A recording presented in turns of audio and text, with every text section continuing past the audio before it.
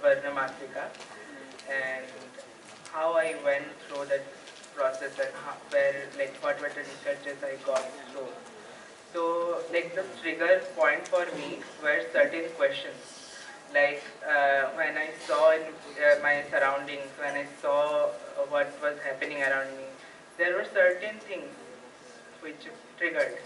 Like I saw like alphabets were recited and worshipped in certain rituals, and also like in Hinduism we believe that everything is divine.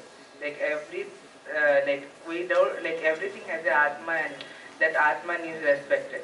So if everything is divine, then do we have anything for alphabets in general? And how the people is general viewed like saw like the concept of alphabets. So why this topic?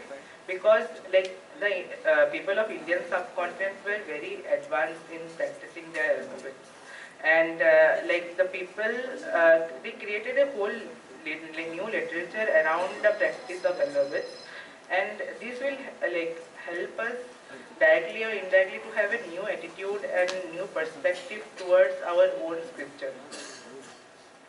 So next, like the extract which I set for myself was like every culture like to establish some significance of some object. They create a cultural story or like mythological story or historical story around it. So did India. So if I want to bring that significance, I need to go back and rediscover those stories. So starting with what is Matrika. Matrika, in like simple language, it's the Sanskrit alphabets which were embodied as goddesses, and their origin is found in Kashmir Shaivism and in Kashmir Tantra, and she is referred to as Shabda Brahman. Throughout text like Kashmiri, the people Kashmir Tantra who wrote the text on Kashmiri Shaivism and Tantra, like Brigenda Tantra by Narayana Kantha, Shema Raja, Naya Sutra, Abhinava Gupta, like who wrote Tantra Loka, Guhya Sutra. Everybody speaks the same thing about Matrika, her relation with Shiva, which makes her a divine mother, and she is the one who is in charge of everything what we speak. So she becomes the mother of verbal knowledge or written knowledge. So we also have Saraswati, who is the goddess of knowledge. But also at the same time, we had many other uh, gods and goddesses for language. Like we had Saptarashi Bhairav, we had Malini. There are many gods. There were Vageshwari. Now everything is merged with Saraswati. But at those times, Saraswati was a bit different region, and this Matrika comes from a bit different region. Like I put some of the matrikas. Like as I said, each of the alphabets are said to be like individual goddesses, and they had individual energies to them. So is Amrita. Amrita is the goddess who has the qualities of compassion. Like Win Aushadhatmika is the healing goddess. Then Damari is the goddess who is said to have control over the five senses. As you know, Sa is Saraswati. Saraswati gives and I is Aishwaratmika, but I is also called a Saraswati Bija, like the Bija mantra for Saraswati. So as I said, each of the 51 alphabets has their own energies. It said that the practitioners used to practice, like they were used as individual mantras to energize themselves with their energy. So the Saraswati Matrika, it said that she has the energy of she provides knowledge, the knowledge used for liberation. Whereas Aishwaratmika, she also provides knowledge, whereas her knowledge is for wealth gaining purpose. So both have different energies, but at the same time both are considered Saraswati Bija. If we move forward to different schools, like Matrika Nyasa, Nyasa in Sanskrit means placing or planting. So Matrika Nyasa is planting 51 Matrika or alphabets in your body. So each of the Matrika is given individual places. Like Amrita, she is given the head area. And then A is Akarshini, who is given the place of mouth. So while chanting A to Ksha, the individual body parts were like touched with mudra, like it's a practice of placing the matrika. Then like if we see why this practice, because people that time they understood like the world is run by alphabets or communication in general. It's a very powerful thing.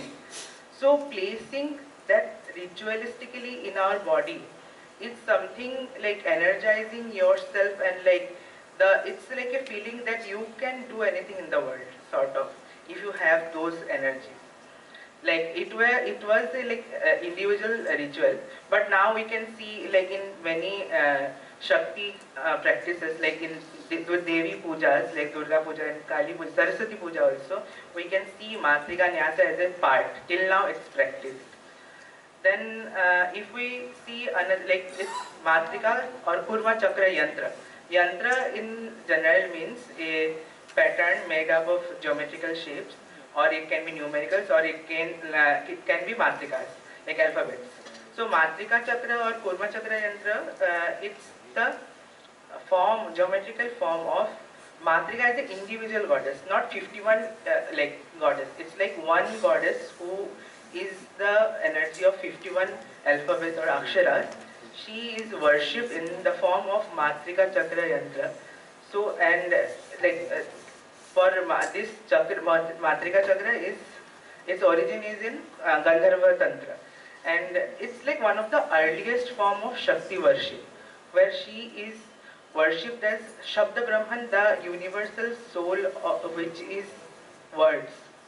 So words were worshipped in this form to again gain the control. Like it said that the people like we used to worship for like the uh, fulfillment of desire, gaining the four goals of human life, dharma, artha, kama, moksha, and all in one. Then when we move towards the east, we see Kali has a more importance. Like in the Kaula, like Kashmiri Shaivism also she had importance. But when we see Kali's iconography, we see she wears a garland of severed heads. These severed heads were said to be 51 in numbers. And that garland was said to be till her navel length. So iconographically that means that 51 heads are 51 matrikas, like the alphabets. It's nothing much more and nothing else. And why till the navel length? It said that navel is one of the vital point in our body where we have our energy accumulated. So she created the matrika, like alphabets, through her energy point. And while we speak, it's also thing like we are connected to our mother, like through umbilical cord. So it's a thing like while we speak, we are indirectly connected to the goddess. So through the process of speaking, daily, everyday life, every moment, she is the one who is controlling us. So that's one of the theory. And other stories also we find like goddess Sati, after Daksha Yajna, when Shiva was roaming around with Sati's body, it said that Vishnu dissected Sati's body into 51 parts. Those 51 parts turned into Shakti Pithas, and those like 51 goddess has the energy or has the capacity to like provide siddhis for like 51 like what the 51 goddess or matrika does, like they have the same energy to provide. Like they are 51 like that, the 51 alphabets came into being through Sati's body. So we also know that we have 7 chakras in our body. So it's that chakras are the energy like points where our life forces accumulates. And it said that from each energy point, the life forces branches out. So it said that the number of life forces branches out is the number of petals the chakras have. So Mooladhara has 4 petals, like it said that 4 life energy branches out, and each of the life energy is given a alphabets assigned to them. It said that like chanting or like practicing those mantras are something like you energize those like life force or those chakra. So like that Mooladhara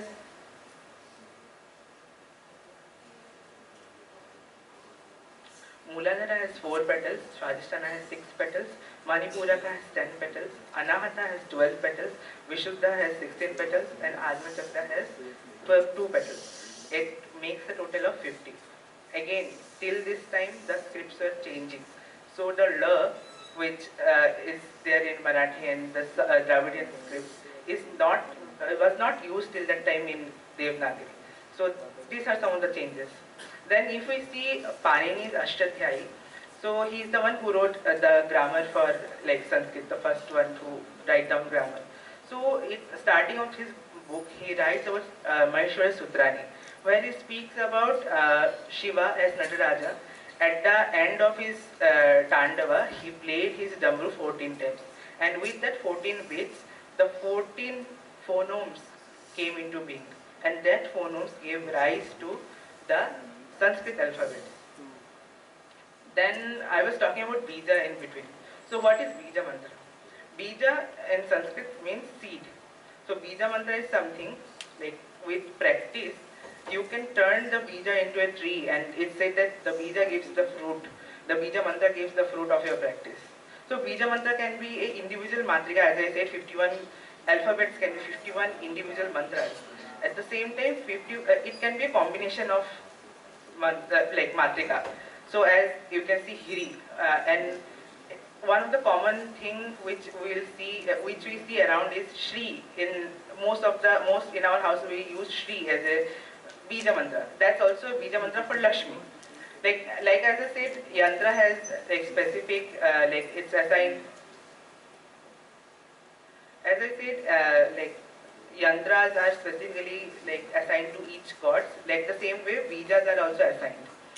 So bija are till now are important part in tantric practices, and we see this like in when a time when there was no idol worship was not very feasible.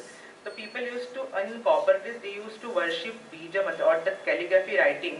They used to worship that as the form of the gods or goddesses. And this bija concept of bija also traveled till Tibet, China, Japan, and till now in Japan it's practiced in the form of Sitham script. With that, I want to conclude. Like it's the thing. I want to share the thing. Like how a culture where each of the matrikas are like each of the alphabets are seen as individual goddesses. It's a culture which we should know about. And like standing in the land of Kashi, I want to like just finish with a small piece of poem, like shloka I would say, by a medieval poet.